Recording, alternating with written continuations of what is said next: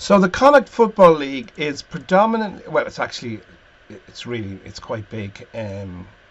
It has the Galway Football Association, which is the Galway Football Association is probably, from what I looked at, probably one of the most interesting leagues that we've looked at in the whole thing. But let's just start with the Mayo League.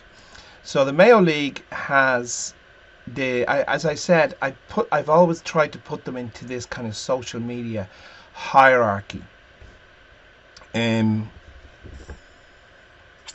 Yeah, and so both Mayo and the Galway Football League lie on 6.6 followers on the Facebook. And the Mayo have also the Mayo Youth Soccer League, which looks after school children as well.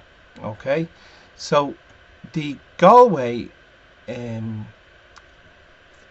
both these operate women leagues as well, which is great.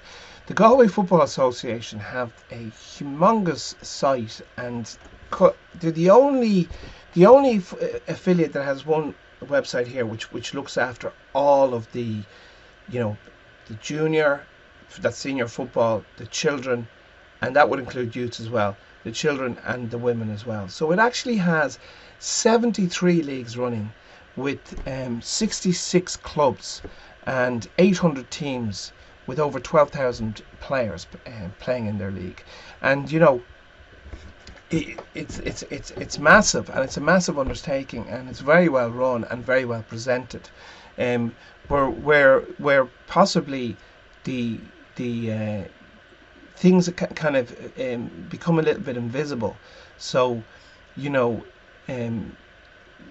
getting access to the women's leagues here, or the school versus, that's where branding comes in, and that's where very often from a sponsorship perspective, and reaching out to companies to help support, being able to productize your leagues is really important. And obviously women's football is really, really growing, and there's certain things that are more attractive to sponsors, and affiliates and clubs would do well to learn about that and be able to connect with different sponsors with their different products, and those different products represent the different leagues that they're doing. And some of the great work that's been done up there is a lot of leagues will kind of say that they've a sponsor with them, so they'll say this is the Dan O'Hurley League or whatever, or the Subway League, and they'll just write the name into it, and then that's it. But there's so much more that can be done, and so easily, to provide not only the exposure from people when they're looking at the league, but actually linking them in through social media. And that's one of the things that we're trying to do at Striker Online, is to empower the affiliates, the clubs, the teams, specifically the teams, because it's the teams themselves that are out there making the content. And if we can help teams to structure the content they create and to make it a little bit more commercial, then it'll feed up through the clubs and feed up through the affiliates, and it'll help to fund the game, because companies out there love grassroots football. It's just that there's no vehicle for a company to properly invest in the game, because there's no real understanding of the return on investment that a company needs through their marketing efforts. But what there is a real understanding is, and it's a growing understanding of the exponential growth in the content that's coming out of grassroots football. And that's what this is all about. Striker Online, we want to show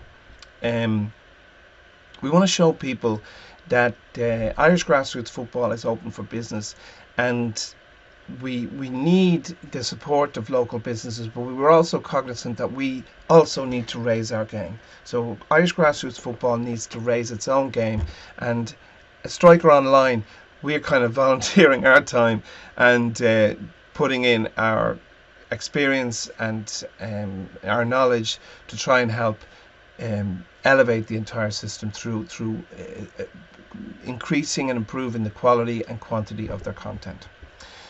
So then we go into the Roscommon the Roscommon, the RDYSL, and these are the youth and the underage, and then they have their junior and their women. And two, this is, probably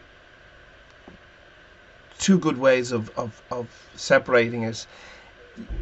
Do I think that, personally, do I think that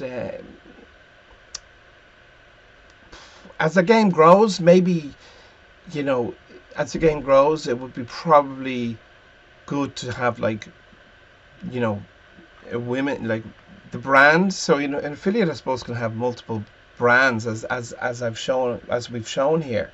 So from a commercial perspective, it would be probably really good to have girls and senior women together, and then youth and junior together, and then schoolboys together. I mean, I don't know. It's like I don't. It's an interesting topic to see, but I suppose you can also have it's just important for the identity. I think it's important for them. It'd be interesting to talk to affiliates about what their thoughts are. Certainly, like in Leinster, I can see from from where I'm looking at, I can see the benefits of having the MGL. And I can see the drawbacks of the DDSL, of trying to grow their girls' league, but when you look at it, it looks like it's an afterthought in terms of, like, it's just stuck at the bottom. People have to scroll down to the bottom to look at it. The actual brand, that's the fastest growing brand. I mean, if we were to think about it from a commercial perspective, like in shelf space, you would always put your fastest growing product, at eye level, and it's a little bit like the girls' game in the DDSL is the fastest growing product, but it's not at eye level. So, of course, all of this stuff is, volunteers aren't able to think of it.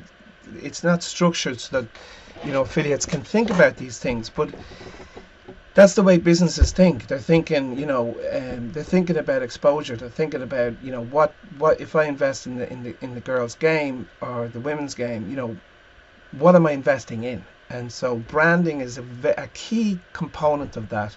And of course, you can't grow a brand without, a strong social media. Now, Sligo Leitrim is the last one here, and they have the Sligo Leitrim District League for children underage there as well. And then we have the Athlone District Schoolboys, and though Athlone is not in Connaught, they actually play in that league, and in the surrounding counties play in that league. So that brings us to the end of the individual leagues, the individual league affiliates.